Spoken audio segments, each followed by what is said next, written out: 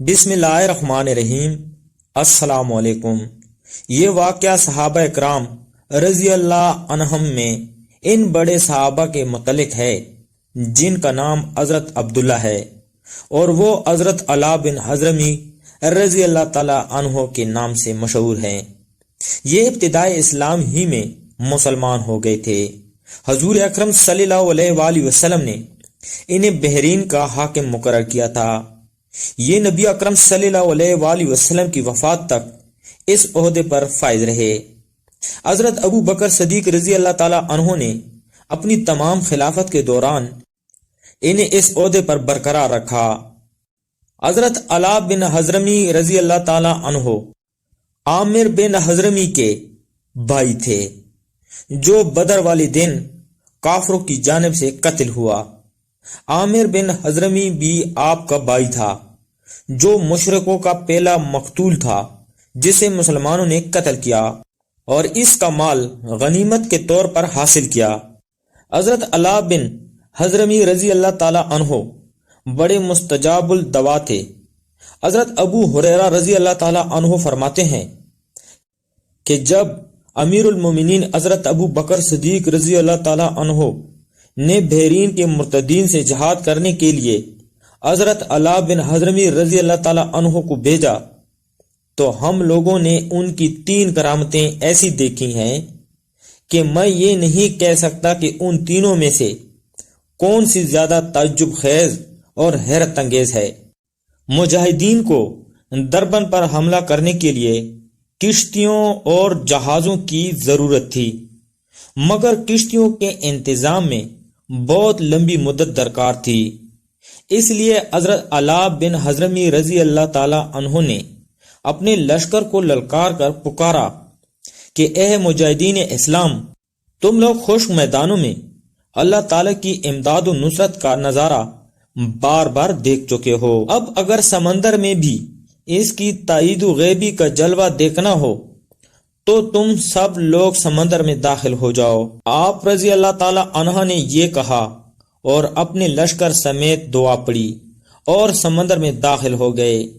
کوئی اونٹ پر سوار تھا، کوئی گھوڑے پر، کوئی گدھے پر سوار تھا، کوئی خچر پر، اور بہت سے مجاہدین پیدل چل رہے تھے۔ پورا اسلامی لشکر اس طرح آرام و سکون کے ساتھ چل رہا تھا گویا بھیگے ہوئے ریت پر چل رہا ہے، جس پر چلنا نہایت ہی آسان ہوتا ہے۔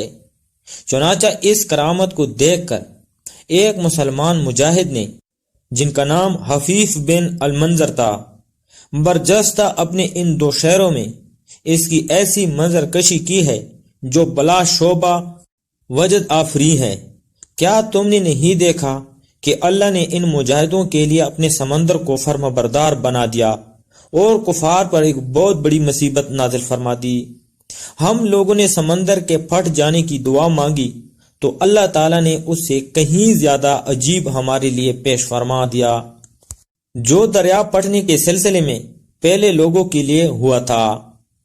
دوسری کرامت یہ ہے کہ ہم لوگ چٹیل میدان میں، جہاں پانی بالکل نایاب تھا، پیاس کی شدت سے بےتاب ہو گئے اور بہت سے مجاہدین کو اپنی موت کا یقین بھی ہو گیا۔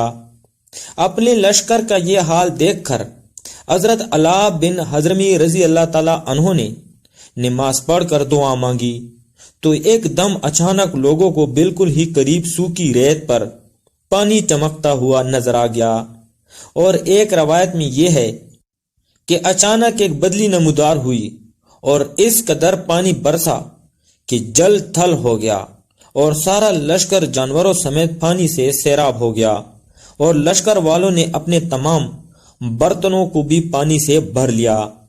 تیسری کرامت یہ ہے کہ جب حضرت علا بن حضرمی رضی اللہ تعالی عنہ کا وصال ہوا تو ہم لوگوں نے ان کو ریتلی زمین میں دفن کر دیا۔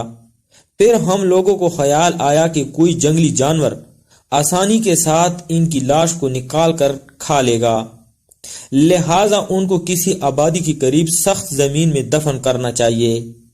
چنانچہ ہم لوگوں نے فوراً ہی پلٹ کر ان کی قبر کو کھودا تو ان کی مقدس لاش قبر سے غائب ہو چکی تھی، اور تلاش کے باوجود ہم لوگوں کو ان کی لاش نہیں ملی۔ اللہ تعالیٰ کی ان پر ہزاروں بار رحمتیں نازل ہوں، آمین یا رب العالمین۔